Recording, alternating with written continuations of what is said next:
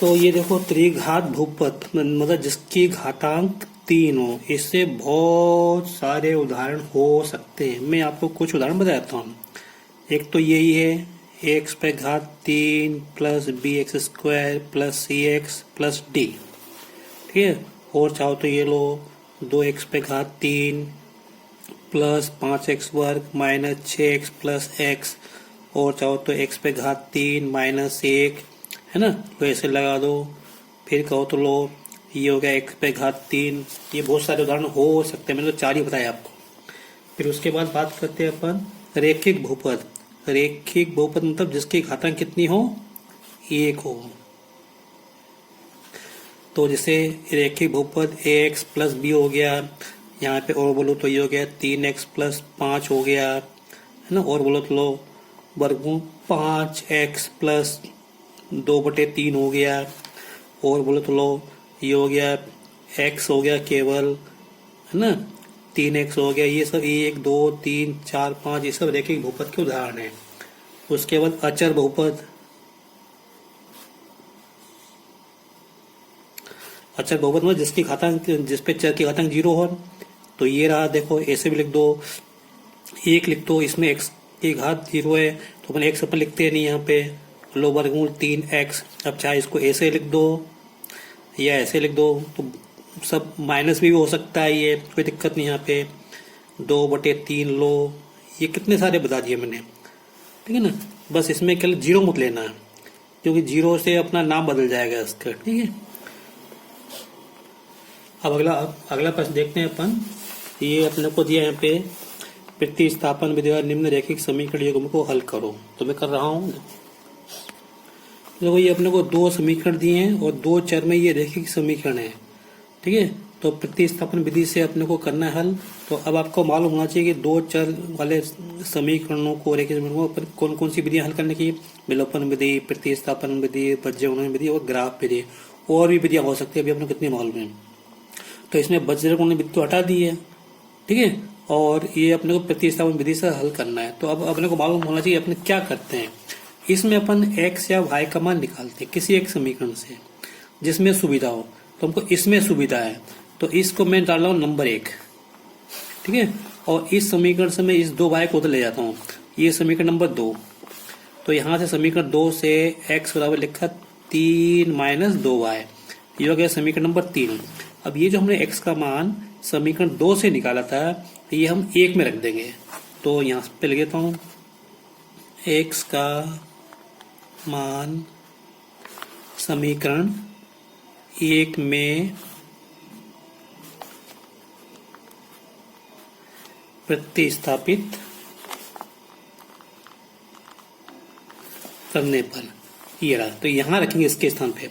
तो 7 कोष्टक में x का मान 3 माइनस 2y माइनस 15y बराबर 2।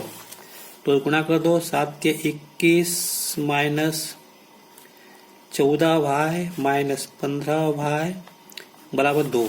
ये माइनस 14y माइनस 15y जुड़ जाएंगे तो ये आएंगे माइनस के 29y बराबर, ये 21 उधर ले जाओ तो 2 माइनस 21 जाएंगे, और ये हो जाएगा 2 में से 21 जाएंगे तो माइनस के 19। देखो ये अपने को मालूम होना चाहिए कहाँ जोड़ना है कहाँ घटाना है।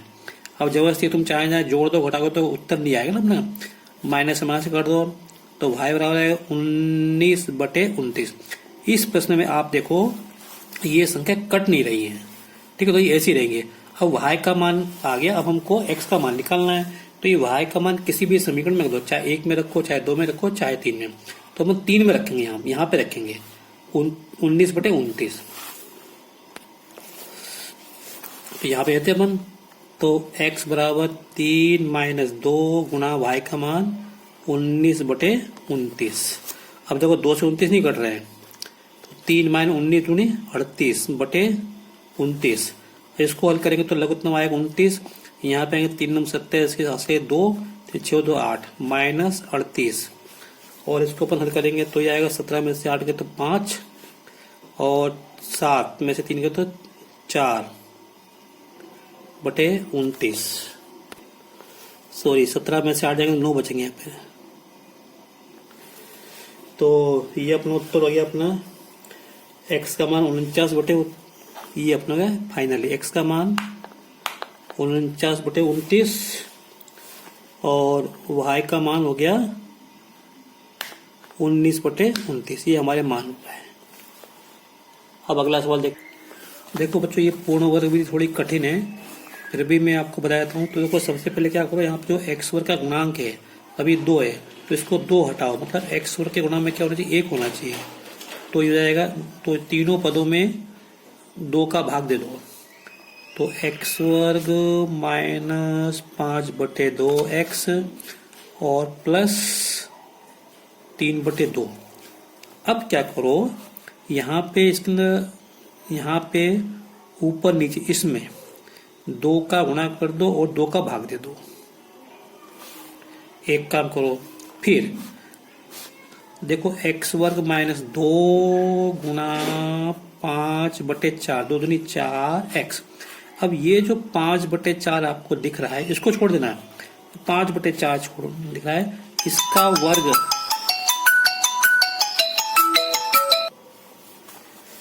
इसका वर्ग 5/4 का वर्ग जोड़ दिया और घटा दिया, ये करना है अब, ठीक है। प्लस 3/2 ये लिखा है बराबर में 0। अब देखो, अब आप देखोगे ये जो दिख रहा है ये x माइनस 5/4 का ये पूर्ण वर्ग है ये, और यहाँ पे ये लिखा, इसको लिखा 25/16, इसको लिखा 3/2 बराबर 0। अब इसको हल करना है, तो एक काम करते हैं, पर इसमें ऊपर नीचे 8 का गुणा कर दे तो आसान हो जाएगा अपने को। तो इसमें मैं 8 का गुणा कर लूँ ऊपर और नीचे, इसको अपन लघुत्तम लेके भी हल कर सकते हैं। तो ये हो गया 8 दूनी 16, 8 तिया 24, तो x माइनस 5/4 का वर्ग माइनस 25/16 प्लस ये हो गया 24/16 बराबर 0। तो x माइनस 5/4 का वर्ग, इसको हल करेंगे तो ये दोनों घट जाएंगे, लघुत्तम लेने की जरूरत नहीं है क्योंकि ये हर समान हो गया। तो ये आएगा माइनस 1/16 बराबर 0। x माइनस 5/4 का वर्ग 1/16 को लिखो 1/4 का वर्ग अपन लिख सकते हैं। अब आप देखोगे ये कुछ जानना पहचाना से देखिए, ये इसको a मान लो, इसको b मान लो, तो a वर्ग माइनस b वर्ग बराबर 0। तो इसके गुणनखंड अपने को मालूम है, ये 2 कोष्टक में अपने एक ऐसा और एक ऐसा, एक में प्लस आता है एक में माइनस आता है। यहाँ पे आएगा x, यहाँ पे आएगा 5/, यहाँ आएगा x माइनस 5/4, यहाँ पे आएगा प्लस 1/4, यहाँ पे आएगा x माइनस 5/4, यहाँ पे आएगा 1/4 बराबर 0। अब इसको हल करते हैं, तो इसको हल करेंगे तो ये आएगा माइनस 4/4, और इसको हल करेंगे तो ये आएगा 5/6/4। अब देखो ये 4 से 4 कट जाएंगे तो 1 बचेगा यहाँ पे, और ये 6 और 4 2 से कट जाएंगे, 2 तिया 6, 2 दूनी 4, यहाँ बचेगा बराबर 0। तो क्या मिला, x माइनस 1 और x माइनस 3/2 बराबर 0।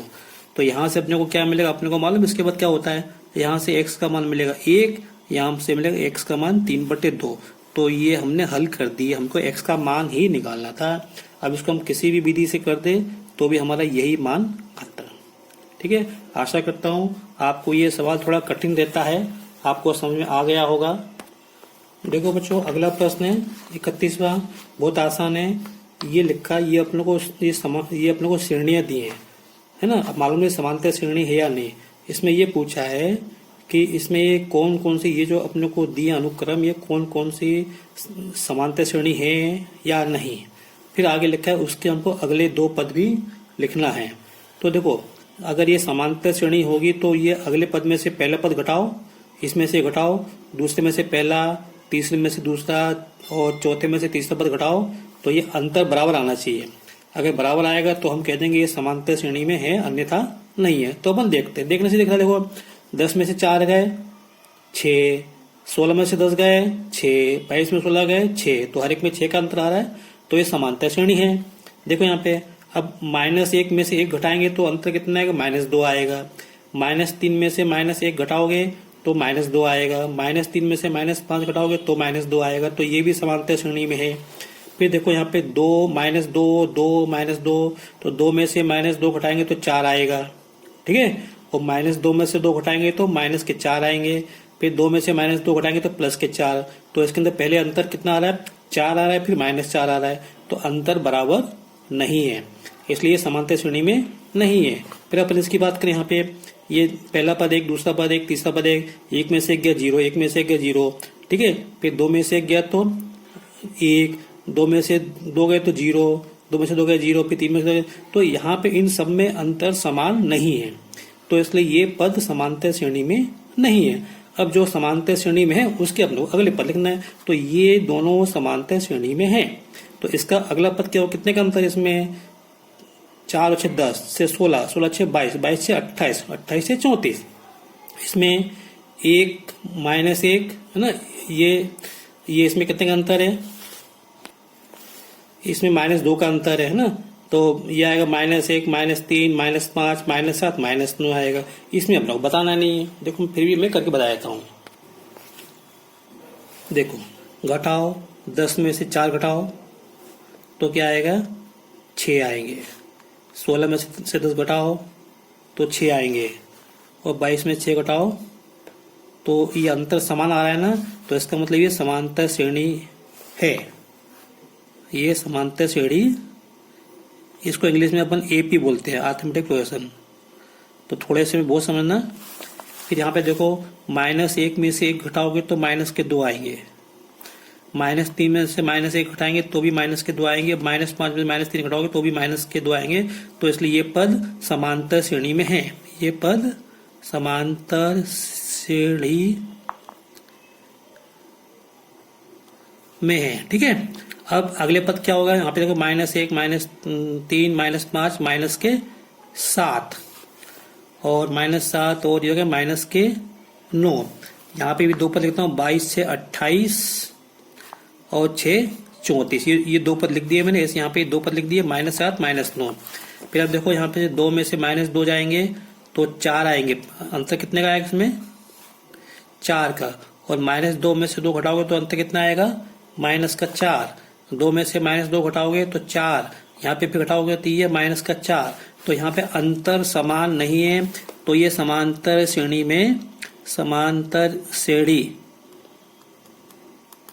में नहीं है, ये पद समांतर श्रेणी में नहीं है। ऐसी 1 में से 1 गया 0, 1 में से 1 गया 0, 2 में से 1 गया 1, 2 में से 2 गए 0, 2 में से 2 गए 0, 3 में से 2 गया तो 1, 3 में से 3 गया तो 0। देखो कहीं अंतर 0 आ रहा है, कहीं 1 आ रहा है। तो ये भी समांतर श्रेणी में नहीं है, ठीक है। बस इतना ही करना था। आशा करता है आपको ये वीडियो पसंद आया होगा। अगर आपको मेरा वीडियो पसंद आया तो लाइक करें, शेयर करें, सब्सक्राइब करें और इसको आप अपनी कॉपी में हल जरूर कर लें, क्योंकि ये प्रश्न बैंक आया है, उसके प्रश्न हैं, तो ये आपको मदद करेगा। आप अपनी कॉपी में जरूर उतारें। Thank you.